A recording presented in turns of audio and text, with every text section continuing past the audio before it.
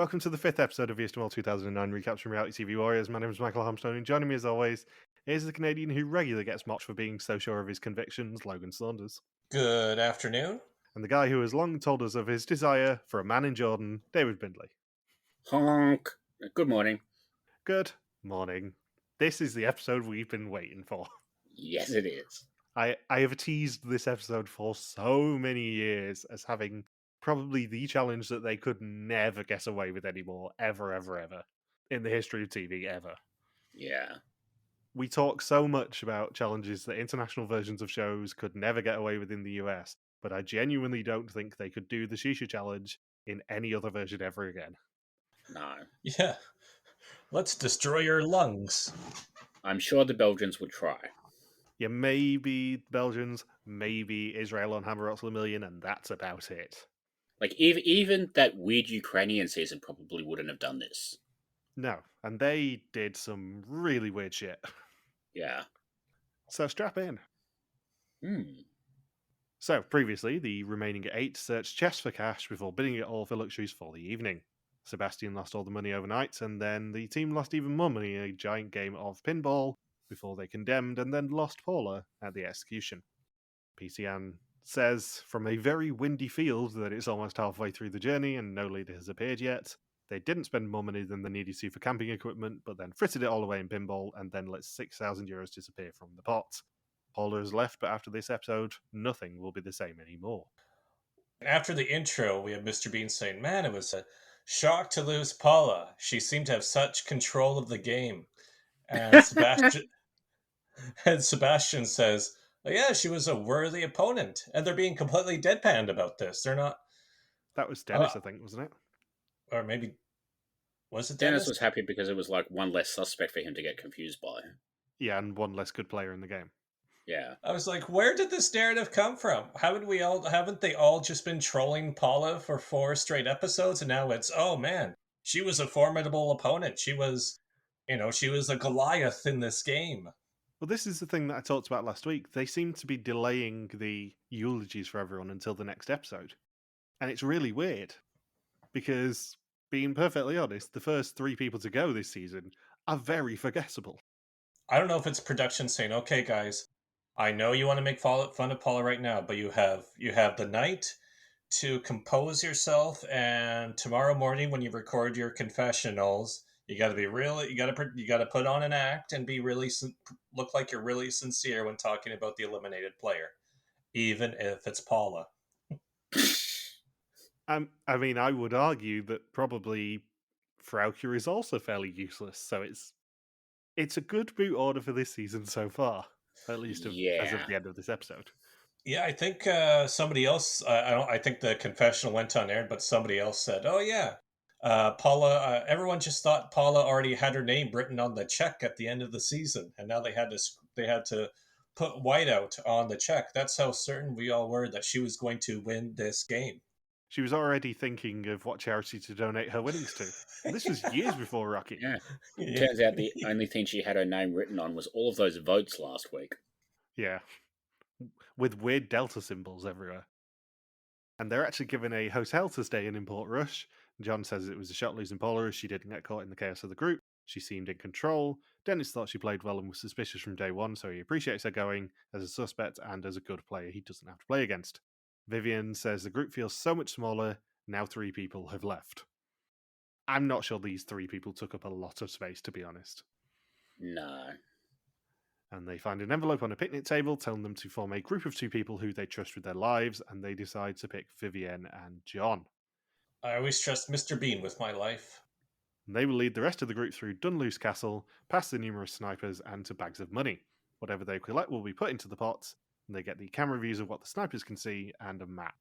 Each person is allowed to take 1 bag of money over the bridge, which then banks it for the pots.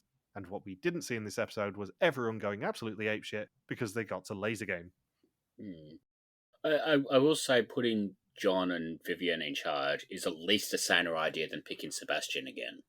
Yes, especially given how useless he was at protecting any money himself. Yeah. And I don't think it's a coincidence that, you put somebody else in charge and then they suddenly win some money in one of these games.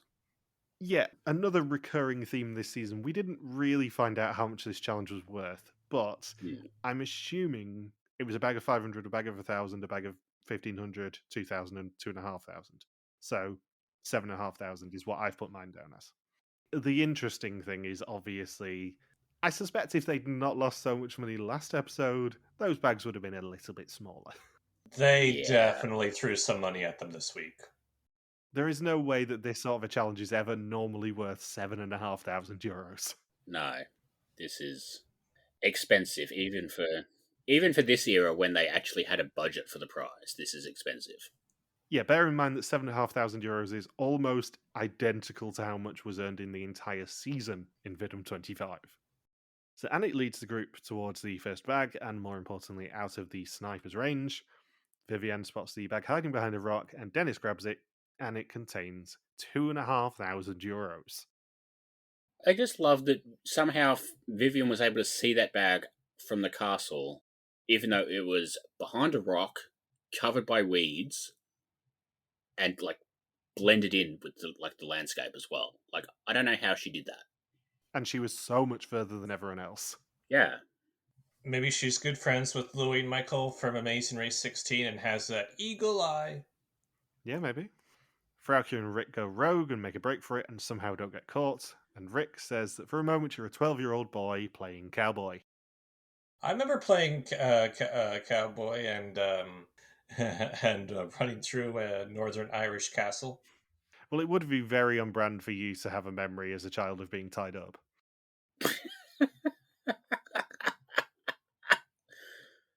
I don't even know how to follow that.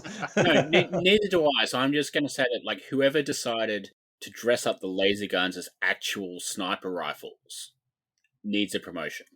I think they just played 007 GoldenEye while they were planning this challenge. Yeah, what you can't see is that Froukje had a special mission to basically act as Natalia and be completely useless.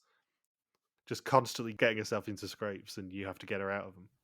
And fun fact, they did end the episode with the snipers being crushed by a giant satellite dish.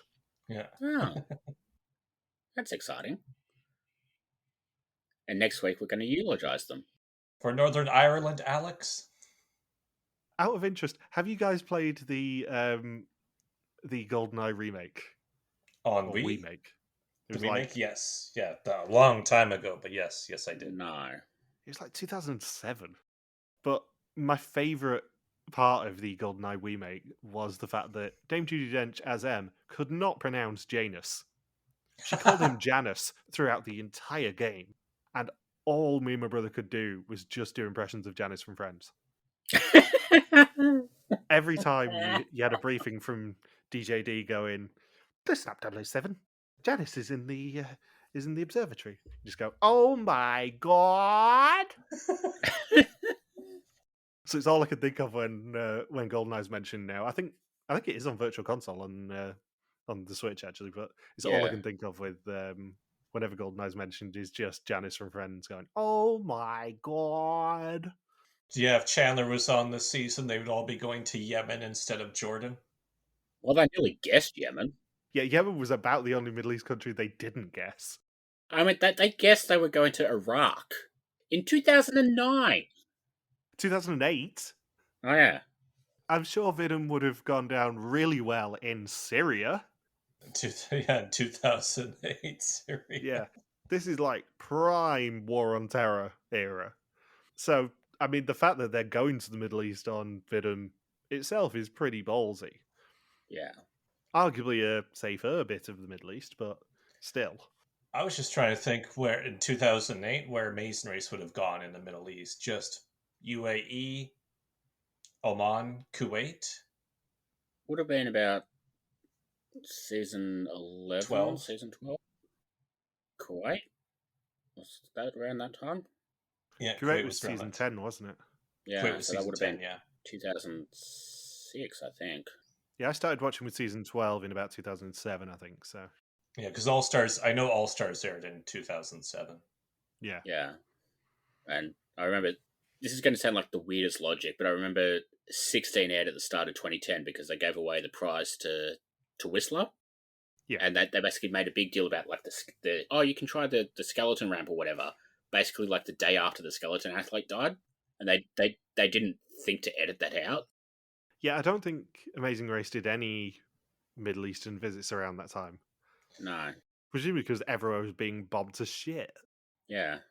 I'm glad that Vidum Georgia didn't do any luge or skeleton tasks. Would have been slightly bad taste. You've not been to Jordan, have you, Saunders? I've not been to Jordan, but after watching this episode, it put it back on my radar again. Yeah. I have also not been to Jordan, but my phone thinks I have. Actually, my phone thinks I have too, because I was in the Dead Sea. Were you also in the Dead Sea, Michael? I was also in the Dead Sea. And that's when you got the notifications that's about Jordan? Well, when I did my trip to Israel and Cyprus and Turkey and Greece, I did do a trip to Masada and the Dead Sea, and it was a very long day. We were driving back from the Dead Sea, absolutely knackered, and my phone did ping saying, "Welcome to Jordan," even though we didn't cross the border.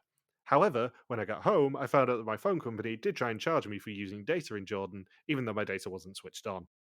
Odd. Yes, very odd. I had to set them right on that because I didn't even turn my data on, even in Israel, where it wasn't included in my tariff either. Hmm. Yeah, because I did the Masada and Dead Sea tour too, and when we were at the Dead Sea, that's when my phone said, "Oh, welcome to Jordan." And then I'm thinking, does this count? No, it does not. Yeah, just as a complete aside, Masada and the Dead Sea is one of the coolest tours I've ever done. It was so cool. Anyway, back to this episode. Froukje spots the sniper and says he can either hit them or the other group, so they need to run at the same time. Sebastian makes a run for it and manages to get to safety, unlike Anik, who is the first to be shot and eliminated from the game.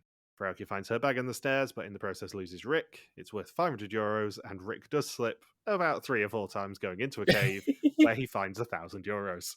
He looks like a giraffe on roller skates. It is such a dick move to put the bag at the bottom of a very slippery cave. I mean, there is precedent because, like the previous season, they did a challenge where it was basically like, "Oh, you need to collect cards for a poker hand." They gave you a map and showed you where they were. Didn't tell them it was in a cenote. Of course. Yeah, so you basically had to run across the top to find the entrance hole, and then go down and then swim through the cenote to dive for the cards. So, like, there is precedent, but this is just silly, and I love it. Imagine them doing this challenge with all the old people from Mexico too. Rianne? Can you imagine Rianne having to explore a slippery cave? Team Rianne is blasting off again. She would have broken something. And ironically, this would have been the challenge with Sniper Bitch in it. Also, like, I love that Sebastian ends up running so far away from the castle, he somehow ends up back in the parking lot. And they just leave it in the episode. I love how this is the only laser game in Vidum history where you could literally see the main road. You could literally see the bounds of this location because they run up to a Land Rover. I think that's kind of why they go to doing it at night after this. Because, this one's close to the road, and then Holland Village, they're doing it in daytime because it's, an enclosed park. They can do that. But then basically every single one after that until, like, South Africa a couple of years ago, every single one of them is at night. If this was with the Vidum Mexico 2 contestants, and then you have Rianne slipping, they would have to change it to Rosario poking Rianne with a stick. Now do Macarena. Now do Macarena. Why aren't you doing Macarena?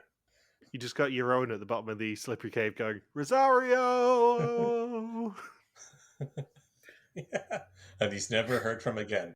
So we have 3 medical evacuations. Babs, you get to come back for a 4th time this season. Hopefully you catch on to who the mole is. Oh, you guessed Rosario. Oh, that's great. That's unfortunate. We'll give you a hint. The first 2 letters of the mole's name is A and N. Oh, no. You got executed somehow. You thought the mole was Anderson Cooper based on that hint. Sorry, Babs. How do you feel about this challenge? It's so transparently, we need to give you some money so you've got literally anything in the pot. But it's kind of fun, but it's also completely and utterly not Crusader themed.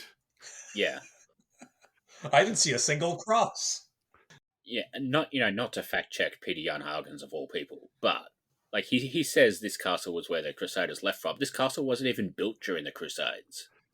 Yeah, quite famously, they did leave via the Atlantic Ocean to get to the Crusades, but Yeah, as much as we don't want to fact check Peter Jan Hagens, this one's tenuous. yeah, like this is a good challenge. Like it's a good location for a challenge.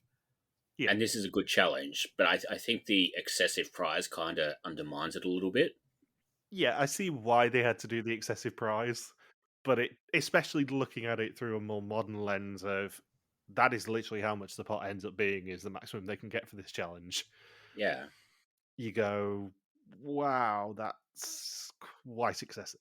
yeah. Oh, nowadays they just leave it at you got 3,600. Oh, you're above average. It's time for a pot train. Yeah, this bag's worth €10, this bag's worth 20, this bag's worth 30, this one's worth 40, and this one's worth 50. And then this one, if you don't get it back in time, we take out €2,000. Congratulations, you could earn €150 with this challenge. And it's all in mole coins. I don't remember any other laser game where the snipers had this long of a range for being able to shoot at contestants. No, I think this is a lot smaller area than it looks on television, but Yeah. it is quite a long range for them. I thought it was neat that they actually got to see the cameras for the challenge were in the form of the sniper scope. Yeah, that's the Yeah. element of the challenge that I love the most. But also, I do have to say, this challenge could have been done in another place than Northern Ireland. Our usual Yeah. check mark of a really good challenge is it can't be done anywhere else, and certainly coming up in Jordan, there's a lot of challenges that can't be done anywhere else. This one, I think you could have kind of transplanted to any castle, and it still would have Yeah. worked. To be fair, like there's a lot of challenges in Jordan you can't do anywhere else. There is also a trip to a supermarket. Yes. You could do that in Greece, I suppose. Yeah, I cannot wait to discuss how stupid that challenge is. I like that they've got the sniper scope cameras. I think it's funny that they don't bother using it half the time and they just shout out the window. Yeah. Yeah, and that's a whole recurring theme for this episode is that they just keep ditching walkie-talkies and just resort to screaming at each other. It's like Paula traumatized them with using walkie-talkies for the whole rest of the season. So Dennis and Sebastian find the bridge, but there is one more sniper guarding it. Froukje gets shot running back down the stairs, as does Rick, who's just sat there waiting to be shot, let's be honest.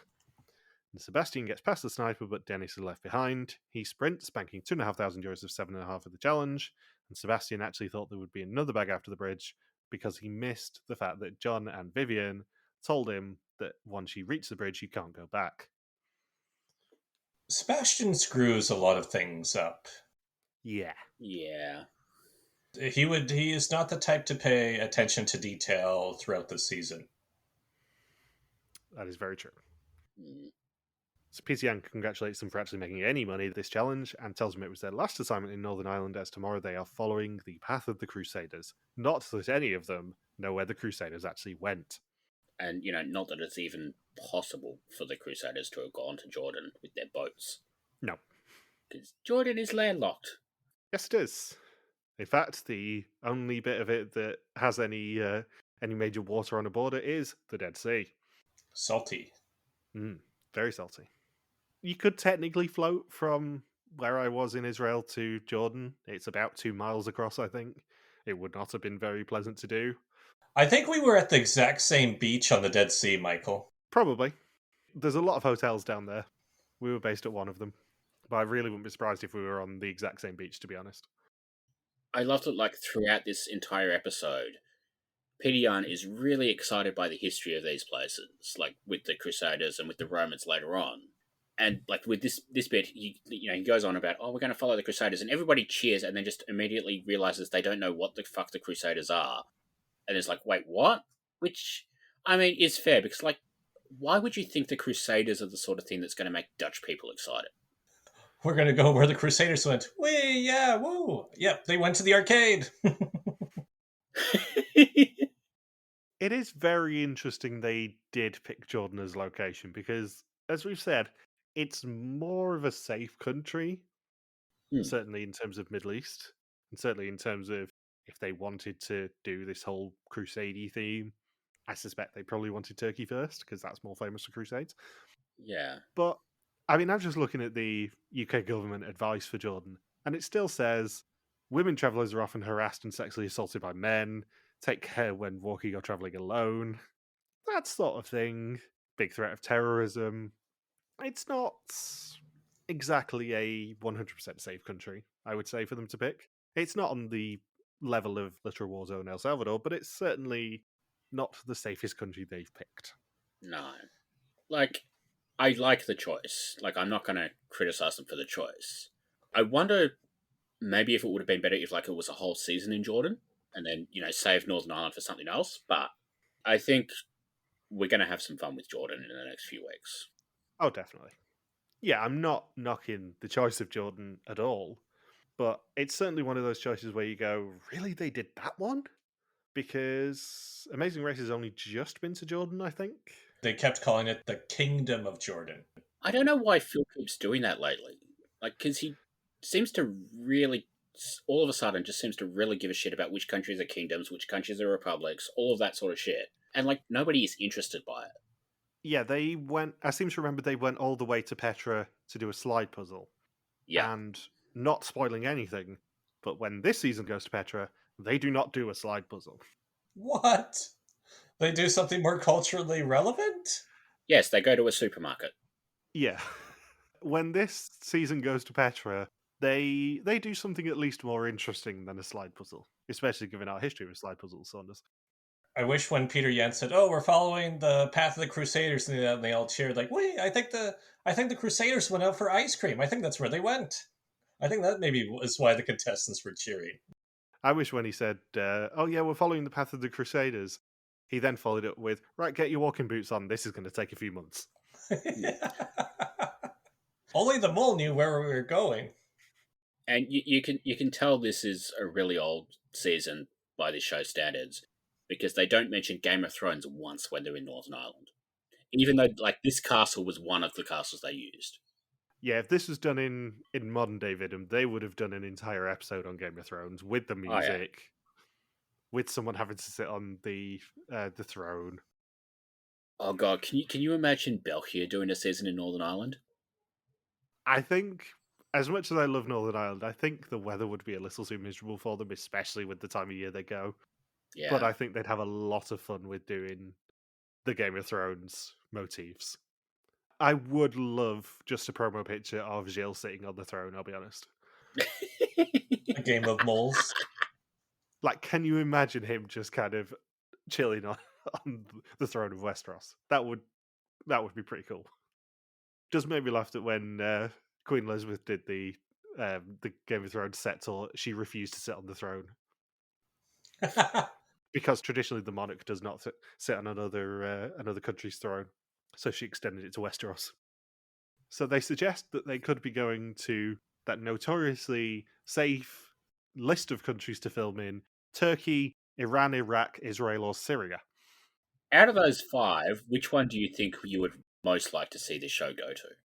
Most like to see them do Turkey, because at least Turkey's safe. Yeah, like I'm kind of fascinated by the idea of them doing a season in Iran, but Turkey is the obvious safe one. Turkey's the obvious safe one. I think there would be a lot of entertainment in Belgium doing an entire season touring Saddam Hussein's palaces. I think Iran would be off the table because they still would not do an all-male season. I think Syria would be far too dangerous, and Israel certainly far too dangerous at the moment. Oh god, Belgium would do a coffin escape room in Saddam Hussein's little hidey hole, wouldn't they? Absolutely. Followed by a dental checkup. I think actually in terms of interesting choices on that list, 2 stand out to me, which would be Turkey and Israel. Belgium would do an amazing season in Israel. Regardless of your thoughts on Israel generally, holy shit, them doing an execution at Masada, them doing something with the Dead Sea, them probably doing a Stations of the Cross thing in the old town of Jerusalem, that would be right up their street. But obviously it's not safe to do at the moment. Yeah, Turkey, you would have Istanbul and Cappadocia for sure as 2 locations. I've been to both places, and then for like a coastal beach area, you'd have Antalya. Izmir as well, or doing something in Ephesus. They'd love doing something in the amphitheater at Ephesus, I suspect. Oh, they'd for sure also use Troy. Yeah. I will say that a few weeks ago, as of the time of filming, The Apprentice UK did do its tourism episode in Turkey. So they sent them to Cappadocia and somewhere else. I can't remember where. It wasn't Istanbul, but yeah, they did an entire episode in Turkey. Yeah, if anybody else is curious about where to go to Turkey, I 1000% recommend going to Cappadocia. One of the coolest places I've been to. Unsurprisingly, when they went to Cappadocia, they did do a hot air balloon ride. Yeah. I'm sort of amazed. Amazing Race Australia's been to Turkey twice and not done Gallipoli yet. Well, then they're not as sort of nationalistic as Amazing Race Canada are. Yeah. Not that that was a bad thing in terms of their France visit, because, that was really, really good theming and one of the few episodes of Amazing Race Canada that is an A-tier one. But yeah, I don't think they're as blatantly nationalistic. Certainly in the season that's going to be coming up. I suspect Amazing Race Canada, which hasn't started filming yet, is going to be unbearable. Oh, I can't even wait for that on social media. Oh, elbows up, elbows up, elbows up. Hashtag Canada's not for sale. 20,000 sponsors saying we are proudly Canadian owned, or we're proudly operated in Canada. 5 legs in Toronto, 4 legs in Vancouver, finish line in Calgary. Yeah, what a gem of a season that's going to fucking be. I suppose the good news is they can't get the Hudson's Bay sponsorship anymore. People were going to the store to buy the Hudson's Bay like blankets or placemats or something because it's sort of a rare collector's item. But the funny thing is, like, if you go into Hudson's Bay right now, with even though they're doing 50 or 60% off at this point, it's still twice as expensive to buy equivalent things at any other store in town. It's like that's why they went out of business, because they charge like 3 times as much for every single item that they sell. And all the reviews for this store, if you go on like Google Maps reviews for all the different Hudson's Bay stores, it's just all the reviews are, this store is empty, this store is empty, this store only had one cashier working. Gee, I wonder why. It's basically the same reason why so many American fast food places try and come to Australia and then fold within about 18 months. Because, like, they have to make the food, expensive because of the exchange rate. But the problem is people aren't going to pay twice as much for a burger that's a third of the quality. And, like, every single, I think, aside from, the really big obvious ones like McDonald's and Pizza Hut, basically all of, like, the second tier ones really do not survive here. Hungry Jacks? Hungry Jack's kind of like it's nobody's first choice. I think probably the polite way of saying it. Everybody was being sort of very golf clappy when it was a sponsor on Australian Survivor that time. Yeah, it is interesting because when we were in Canada, we very much enjoyed Canadian unique brand, the Keg, which is a brand of steakhouses. But they specifically do not go anywhere in the world apart from Canada and small bits of America where they can guarantee the quality of the meat, because they can't guarantee the quality of the meat. Everything comes from Alberta, the beef, apart from the stores that are in like Phoenix and stuff where they have beef around that they can deal with. But it has not spread around the world as a result of that, and they've not even tried. Unlike Tim Hortons, which is basically taken over the UK now. There is a ludicrous amount of Tim Hortons in the UK now. Not that I'm complaining. So, Pieter Jan has his own Gilles showing off moment when he welcomes them in fluent Arabic. And Froukje guessed Jordan on the bus, apparently, and her intuition has not let her down, she says. Come back to that at the end of the episode. I've never been wrong once. I'm not sure that was fluent Arabic as much as it was he was just reciting the list of ingredients for the challenge. No, he did welcome them in Arabic first. Huh. He welcomed them in Arabic, then we got the Froukje gloating that she guessed Jordan, which is the only thing she gets right this episode, and then we got him giving the list of ingredients. Yeah, no, he gives the list twice. Like the first time it's like a proper list, and then the second time he like patronizes them and basically makes like he's coming up with the list off the top of his head again. All right. Maybe I misinterpreted them. I thought he was just welcoming them. Also, like they spend ever on the establishing shots of Amman. It's like a minute of 50 minutes of this episode. Especially as they don't tell you where it is. It's just, oh yeah, Yeah. we're following the path of the Crusader, and then it's just generic Middle East B-roll for a good 60 to 90 seconds. Yeah, it's like 90 seconds of, favela-like buildings, a woman in a niqab, Arabic text on a billboard, etc., without telling anyone where they are until all of a sudden you see Pieter Jan in the market. Yeah.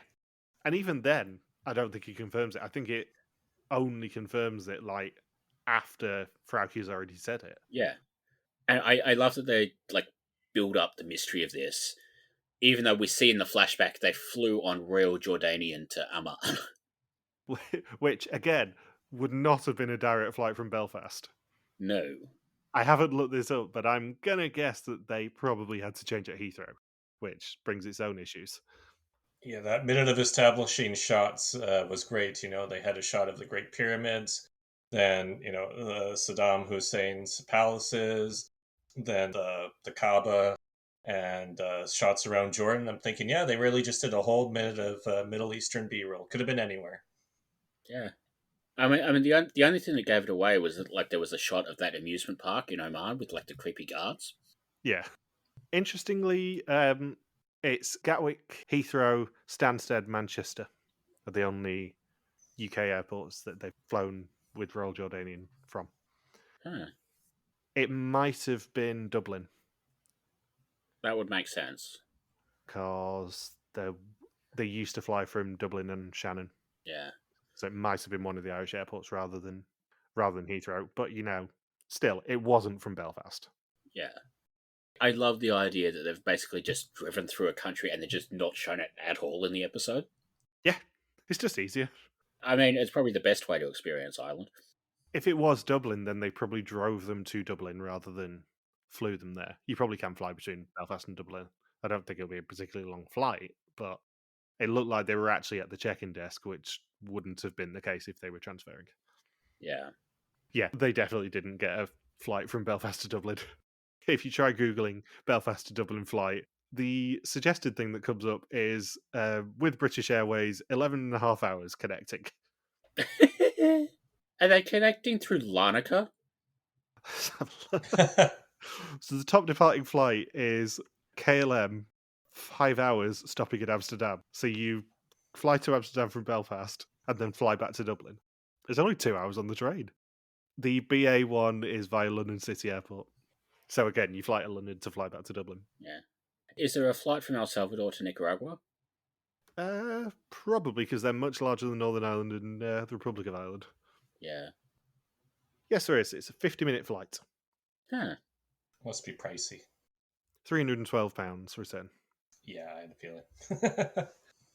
Sebastian says that he's getting visions of doing crazy stuff in the desert involving camels and shisha. But enough about his personal life. Or a camel smoking shisha. One of those is going to become very prophetic. And PCN tells him to go shopping in the market with 10 dinar and get the 7 items on his shopping list in Arabic, of course. And Sebastian has the foresight to write down the pronunciations and find someone to translate them into English. I love how this is basically just a distraction. There is no real point to this. No, it's a nice idea to go and make them shop in a market for the things they're going to use in the challenge later, but there's not really any interesting ways for it to be sabotaged. It's like, Yeah.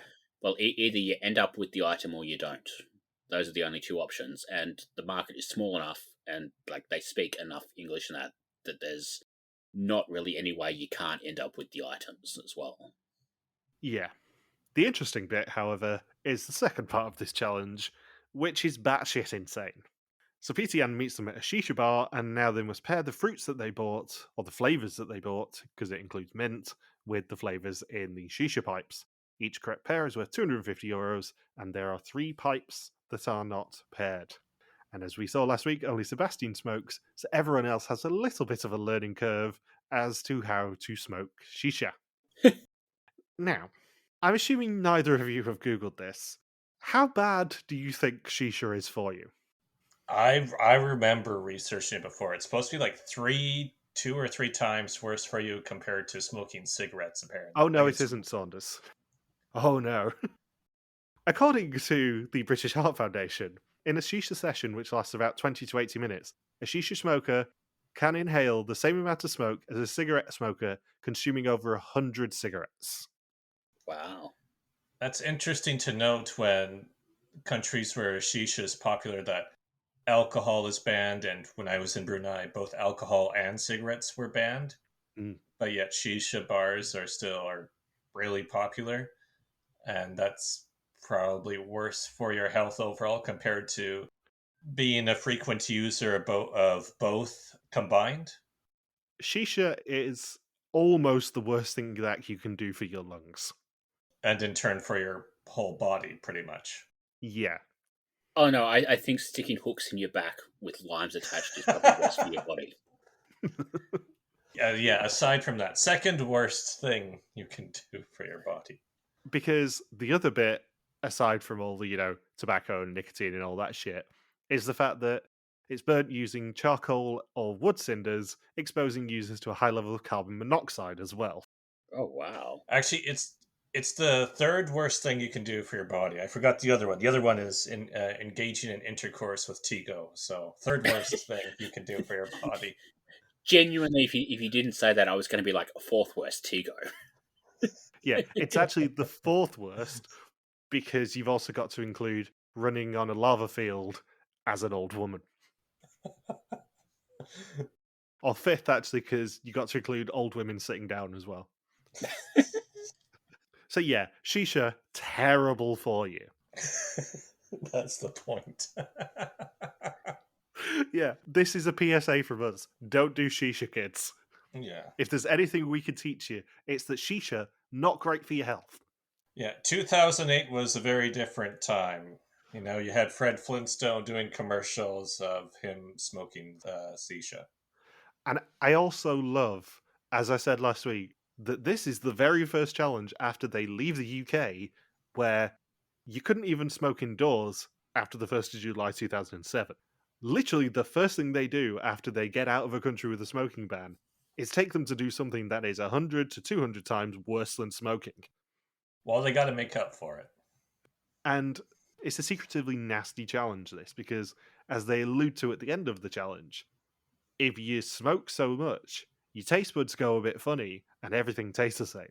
Yeah, I like how Sebastian's the only smoker in the group, and he said, "Yeah, it's true. I am the only smoker in the group, but because I smoke, my taste buds are slowly dying. Boys and girls, my body is decaying before your eyes." It's Gordon Ramsay's favourite thing to say in Hell's Kitchen when they do the blind taste test is you can always tell who the chefs are who smoke because they always do badly on the taste test because they can't taste anything other than burnt. And I like how Mr. Bean, this is just so far away from his lifestyle, where it's like the episode is Mr. Bean Gets Stoned, where he says, "I got stoned like a hippie? What's the word I'm looking for?" But, I mean, aside from all the obvious stuff with shisha, and I don't want to harp on this too much, but certainly almost 5 years to the day from the COVID lockdown starting in the UK, it's not a great look to see people sharing pipes either. I googled earlier how bad is shisha, and one of the AI things that's come up is shisha smoking can also increase the risk of spreading infections, including coronavirus and other diseases such as herpes, hepatitis, and TB. I'll just stick it in your mouth and blow, Michael. In summary, we should all be more Bindles and just stick it in our mouths and blow. I like how everyone was coughing, trying to smoke shisha like it was a Wiz Khalifa music video. Even though it's very much part of the culture of that part of the world, even though it was 2008, I still kind of can't believe that they did this challenge. Yeah, I mean this is like going to the Netherlands and doing a challenge about Christmas with their weird blackface thing for some reason. Zwart Piet. Yeah. Even in 2008 when this filmed, it's not a good look. No. But it's funny to see them just all struggle, like they can't figure out the technique at all, where they're told, exhale through your nose, exhale through your nose. They're like, how do I inhale and exhale this? But assuming that they got like 30 minutes to do this, they must have all been having massive come downs afterwards. Because essentially smoked about 100 to 200 cigarettes worth of nicotine in 30 minutes. And then the next few days, they would have been jonesing for a fix. Yeah. And, Everyone must have been so irritable, genuinely. and also, like, we established in the next challenge that it's like 40 degrees in Amman this day. Yeah. So like, they would have been struggling to breathe anyway. Yeah. All jokes aside, they would have genuinely been coming down from nicotine addiction for the next few days after this challenge, I suspect. It's like the Vietnam War veterans, right, where they all got hooked onto cocaine while they were serving in the Vietnam War. Then as soon as they got home, they didn't have that addiction anymore because it was just a psychological thing where because they were physically there in Vietnam, that's why they were addicted because it got us tied into their whole daily routine when fighting there. Yeah, like, as much as obviously we're trying to make light of this, they genuinely put people's health at risk during this challenge. Yeah. It's the type of challenge only Pieter Jan hosted season could get away with. Yeah. Yeah. The funniest thing to me is, like, it's not even a particularly good challenge. Like, because there's like a little bit of an argument over which one's watermelon, which one's strawberry. But otherwise, they pretty much all agree on all of them. And we don't really have any way of knowing how close they are to being right until the end of the challenge where Peter Jan's lifting up the plates. Yeah. It's a interesting, challenging concept, but there is no play along ability for fairly obvious reasons unless they sent scratch and sniff cards out with this episode. Smoke and sniff, I suppose. But genuinely, I don't understand what went through their heads to go, you know what? Let's make them do shisha straight away. Nuts, is all I have to say. And that wasn't even one of the flavours. But I'd still smoke it. Aren't you regretting letting me on this podcast now? Every day. Even days we don't record. And we can't play along with this challenge. We're not at smell-o-vision levels yet for TV, like from Futurama. Now, this is what I mean. Like, unless they sent out smoke and sniff cards, there is no way to play along with this challenge as a viewer. Anything else you want to say about the actual minutiae of this challenge, or? Nah. Good. So Pieter Jan returns and mocks Anik for being so sure, but she is right. And they get 6 of the 7 correct, missing only Strawberry, for a total of 1,500 euros of 1,750 for the challenge. And they've also decided to swap Sebastian as treasurer for Rick. Pieter Jan tells us that everyone was shocked that they moved, apart from one person, of course. It's a good start to Jordan for the group, but not for Sebastian, who nobody trusts with the pot anymore. The real question is whether Rick is to be trusted. One more assignment remains for one person will go home. And they are driven to an amphitheatre for the final assignment, and Pieter Jan tells them that it's the perfect place for a game of goose. And they must form 2 teams of 3 people, and Froukje is the one left over.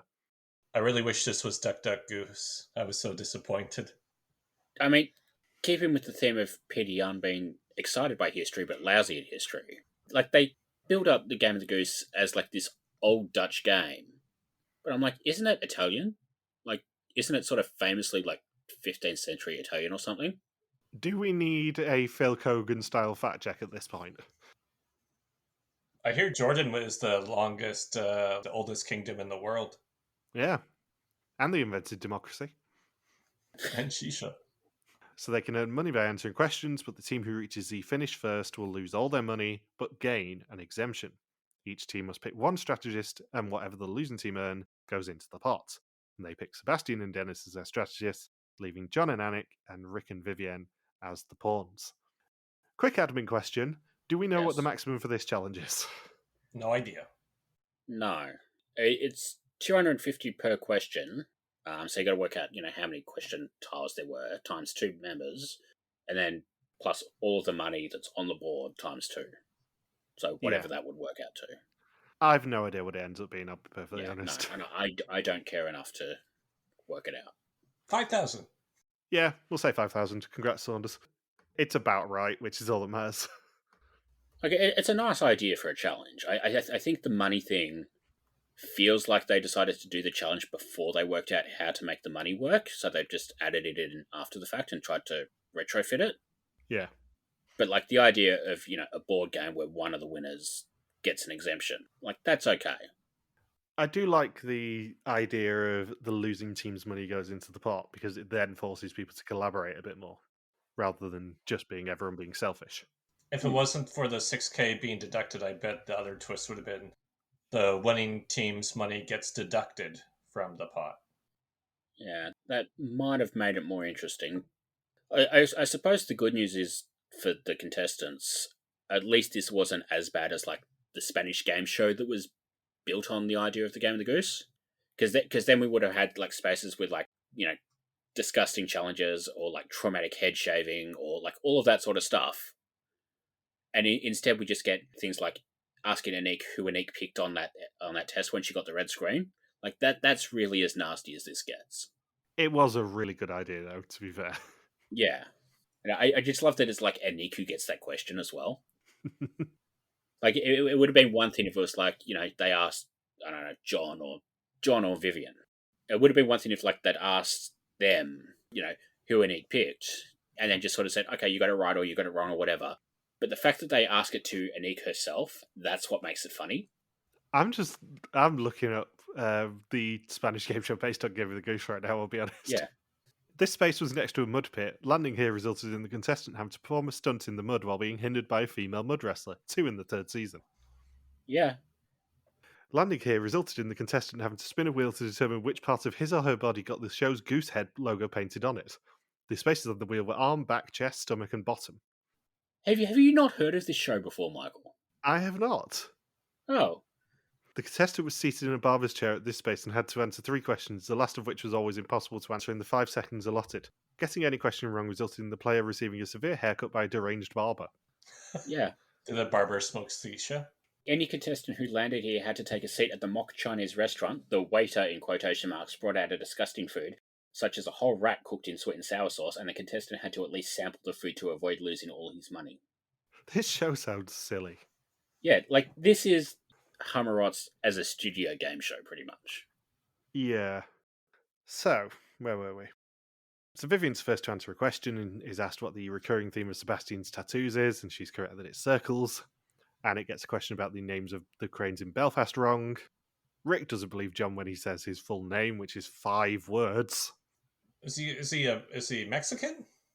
No, I remember looking him up on Wikipedia a few weeks ago when we were discussing whether he did voice Mr. Bean or not. And yeah, his name is ridiculously long. Is it longer than the name of Bangkok? It is not. He could fit one name on each of the boxes, though. I love that Rick thinks his line is like that's the sort of thing you can pass off as an honest mistake on this show. Well, I presume that what he thought John was going to do was switch 2 of the names around or something. Yeah. But, like, how would you get from John, what's your name, to John saying his name, so like, oh, you got it wrong, and then, like, not have everyone suspect you for that? Yeah. So, as we said, Anik is asked who she put for question 20 when she got the red screen, and she lies and says it was Vivian, she thinks. Dennis's team is the first to reach the finish, bankrupting them, but meaning that they earn €1,350 of 5,000 for the challenge, 5,350 of 14,250 for the episode, and €8,950 of 70,250 euros for the season so far. Can I just say, Sebastian is a weird, weird man. At one point, like, he rolls the number he needs, and then he just stops and tweaks his nipples for some reason. I have that in my notes too. Mr. Bean crosses the finish line as Sebastian pinches his own nipples. I'm like, man, that dude's at half-mast right now. Well, the weird thing is, I think we found out a few weeks ago that he has his nipple pierced as well. Oh. I mean, it's on brand for him. I'm not sure actually how much of his nipple he would have been tweaking. And that's not a sentence I thought I'd be saying on a Monday evening, I'll be honest. That is a sentence I thought you would be saying on a Monday evening. And I like how Vivian was asked about what's the name of the Jordanian king, and she says, I don't know, I guess King Muhammad. And then somebody else just says, no, idiot, it's Abdullah. How did you not know it's King Abdullah? Duh. I think my favourite thing about this entire challenge is they stick Froukje on a random space to try and at least give her a chance to get in the challenge. If somebody else lands on it, they switch with her. And then just nobody goes anywhere near her. And like everybody just makes fun of her when they go past. Yeah. Poor Froukje. Yeah. The only thing that would have made it funnier is if it was Paula. Yeah, Paula comes back as a surprise. She can get back in the game if people swap with her. So whoever from Dennis's team rolls a 6 first wins the exemption. And Dennis gets it immediately. What is this, Survivor 48? Now we're rolling dice to see who gets an exemption? At least they weren't rolling dice to see who would like lose a point on the quiz, and then it would be full on Survivor 48 parallels. I just love that it's built up as to, who's going to win the exemption? And then Dennis just immediately rolls a 6. Yeah. At least they're not picking like car keys out of a tin to decide who wins the car. Yeah. So it's now time for the test. Johnny questions about the identity and actions of the mole. Whoever knows least goes home except for the mole who can never go home. And Dennis doesn't have to do the test because he has an exemption. Why does he put the exemption really far into his pants? Let's keep it safe from him. Yeah. You never know what Sebastian's going to do. Yeah. You don't know where he hid that €6,000, Saunders. Yeah, nipple tweaker and exemption stealer.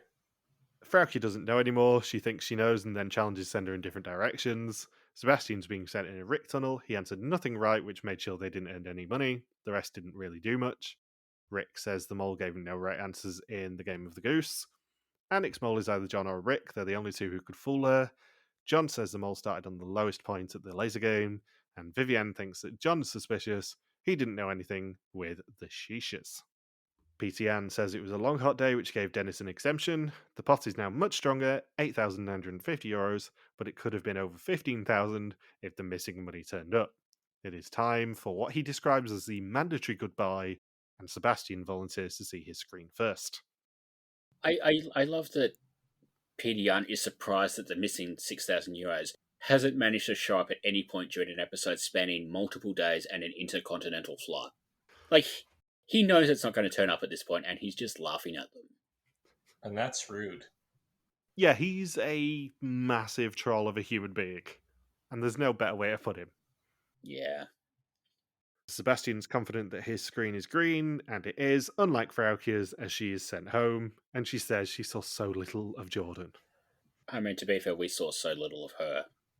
Yeah.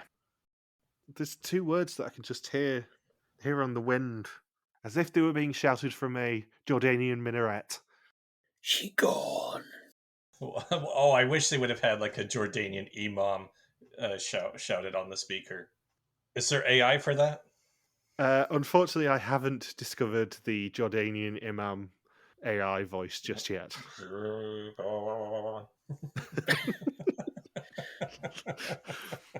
She says she guessed between 2 people and now she was worried it was neither of them. She spent the entire afternoon in jail looking over everyone and it didn't help. She was confident. It was the nicest jail in all of Jordan. I'm not sure it was because it was in direct sunlight in 40-degree weather. And she's like, oh, I split on 2 people, but it must have been wrong. And then Pieter Jan's like, well, maybe you should have watched some more while you were in jail all afternoon. He's such a glorious asshole. She says she split on 2 people and maybe both of them were wrong, and he's just like, yeah, maybe they were. Probably. I mean, that's why you're executed, right?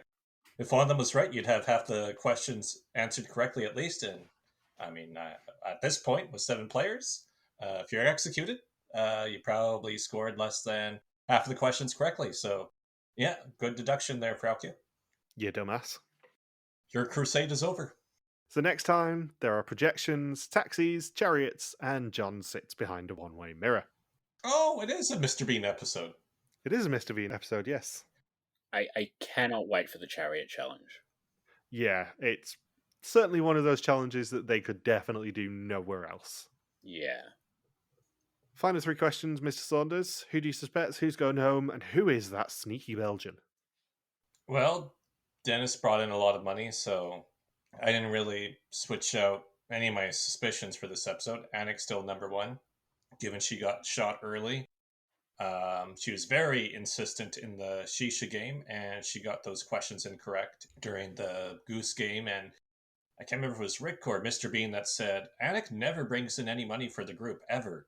Then I had Froukje as my number 2 suspect, but she gone. Then Sebastian for just all of the weird stuff he did in every challenge too. So I think that'll be a pretty consistent top 2 for me with Anik and Sebastian going forward. then Rick, then Vivian. Vivian, by the way, is still my secret Flemish.